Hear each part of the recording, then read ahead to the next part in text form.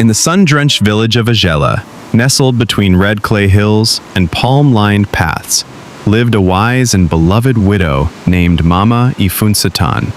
She had 3 children: Tayo, the eldest son, ambitious and proud; Kemi, the second, known for her beauty and sweet tongue; and Dayo, the youngest, quiet and kind-hearted.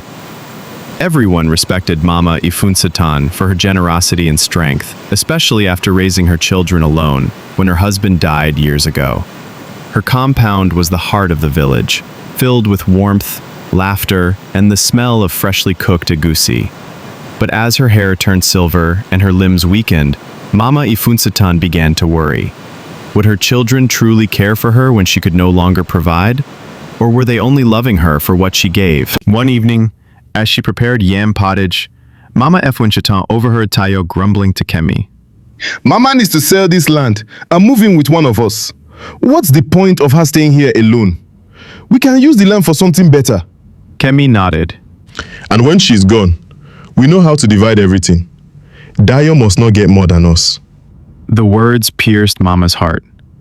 They spoke of her end as if she were already buried. That night, she sat alone, weeping into her wrapper. But then came an idea, wild, unsettling, but necessary. Let me test their love, she whispered. Let me see if they mourn me, or only mourn my belongings. With the help of the village herbalist Baba Iwe, who owed her a favor, Mama Ifunsatan created the illusion.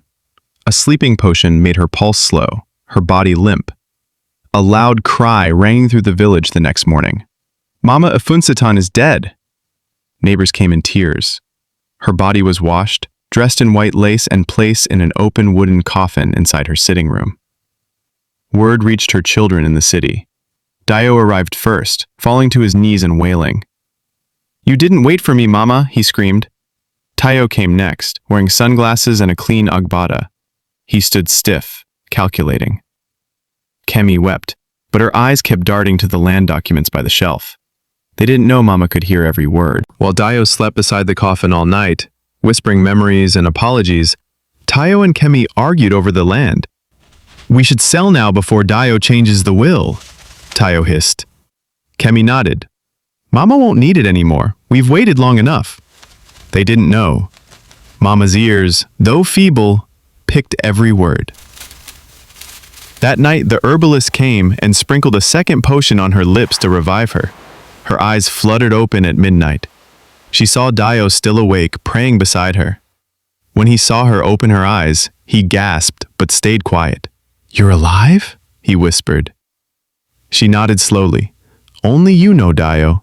Let us watch your siblings." The burial was planned for Saturday. The villagers insisted Mama should be buried in her father's land. But Kemi and Tayo protested. "We will do it here and quickly," Kemi snapped. They even brought a lawyer to discuss her will, not knowing Mama was alive and listening. Tayo smirked. "I'll take the house, Kemi takes the shop, Dayo can keep the goat." Mama's heart burned with pain. These were her children? She turned to Dayo and said, "Don't reveal me yet. Let me rise when the knife cuts deepest." On the day of the burial, villagers gathered, drummers playing slowly. The coffin was still open, and her children stood side by side, fake tears hiding greed. Then, Mama Ifunsatan sat up. As Mama Ifunsatan sat up in the coffin, the village erupted. A woman fainted near the palm wine cellar. Children screamed and scattered. Tayo stumbled backward, mouth open, eyes wide. Kemi froze, whispering, "This must be a ghost." Dayo was the only one who rushed forward. "Mama, you're alive!" he shouted, weeping again, this time with joy. Mama Ifunsatan slowly stepped out of the coffin, aided by the herbalist who had watched everything silently. Her voice was steady. "You all thought I was dead, and now you show me how you truly feel about me? Not with tears, but with greed." With a voice like thunder, Mama Ifunsatan addressed the crowd. "Let everyone hear today. This was a test, not of death, but of love." She turned to Tayo. "You spoke of my land before I was even cold." She turned to Kemi.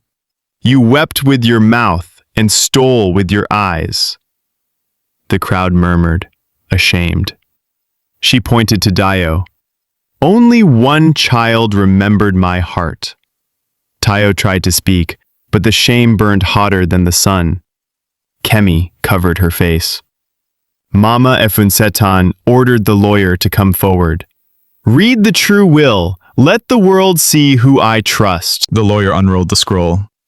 "By the will of Mama Efunsetan, the house and land go to Tayo, who showed love beyond greed. The shop goes to the village women's cooperative. Nothing is left for Tayo and Kemi, for they failed the test of the heart." Gasps filled the air. Tayo shouted, "You're punishing us for being practical?" Kemi cried out, "We're still your children!" Mama Efunsetan replied, "You are my blood, but not my joy. My legacy is not for those who trample my memory before my bones are cold." The villagers applauded quietly. Tayo and Kemi left the village that same evening, faces dark with shame. The villagers no longer greeted them as they passed. "Those are the children who mourn money, not mother," one old woman spat. At the outskirts, Kemi broke down. "We failed her," she sobbed. But Tayo kept walking. In the weeks that followed, Tayo moved into the compound with Mama. Together, they repaired the walls, rebuilt the garden, and turned the home into a shelter for widows and orphans, just as Mama had always dreamed. One evening, Mama Efunsetan sat on her porch as the sun dipped low. "Tayo," she said, "you have taught me that family is not who shares your name, but who shares your soul." Tayo held her hand. "I only did what you did for us, love without condition." The sound of laughter came from the house, widows singing as they cooked, children reading by lantern light. The home had become more than a house. It was now a heart for the forgotten. And Mama Efunsetan smiled, her test complete, her spirit finally at peace. Far away in the city, word of Mama Efunsetan's resurrection spread like wildfire. Didn't she rise from her coffin? She cursed her children at their own mother's burial? Gossip flowed from market stalls to office halls. Tayo and Kemi couldn't escape the whispers. At Tayo's job, colleagues made veiled jokes.